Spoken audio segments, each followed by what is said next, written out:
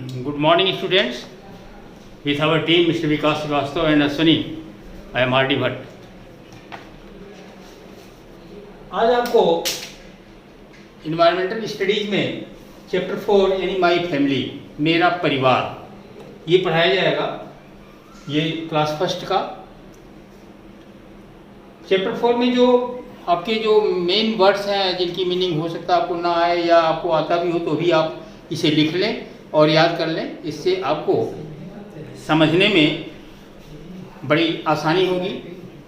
Family, परिवार, grand parents, दादा दादी, कजिन, चचेरा भाई, टुगेदर, साथ साथ, ज्वाइंट फैमिली, संयुक्त परिवार, एल्डेस्ट जो घर में सबसे बड़ा होता है, हेड प्रमुख या मुखिया जो घर का मालिक होता है, मेंबर्स सदस्य आपके घर में जितने होते हैं सदस्यगण, सिबलिंग्स भाई बहन को कहते हैं, और एंजॉय आनंद लेना।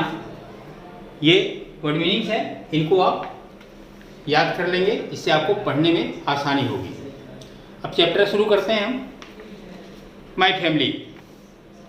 फैमिलीज कैन बी स्मॉल और big.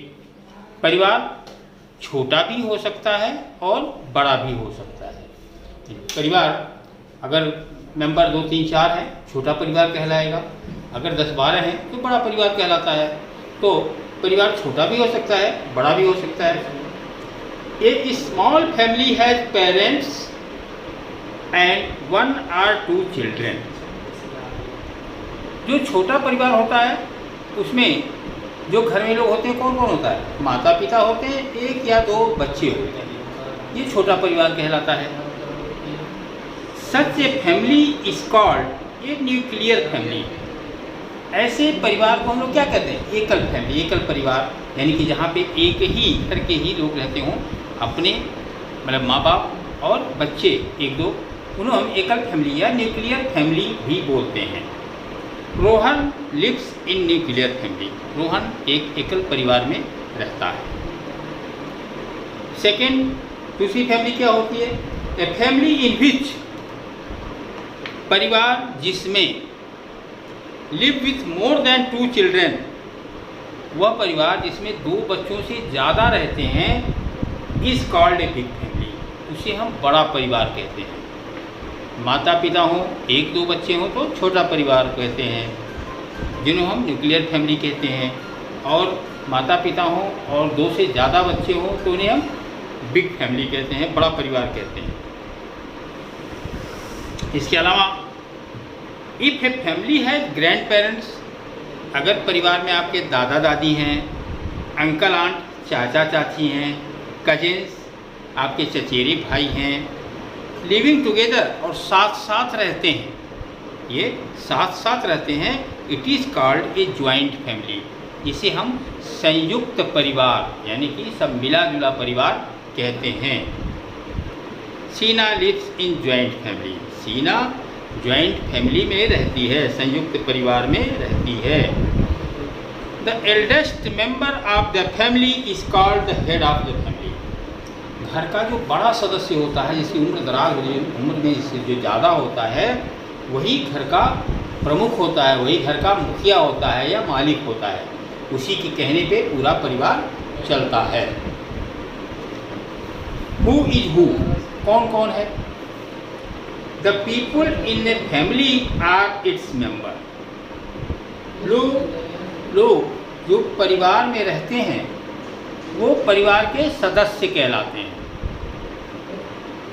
Look at the table given low below.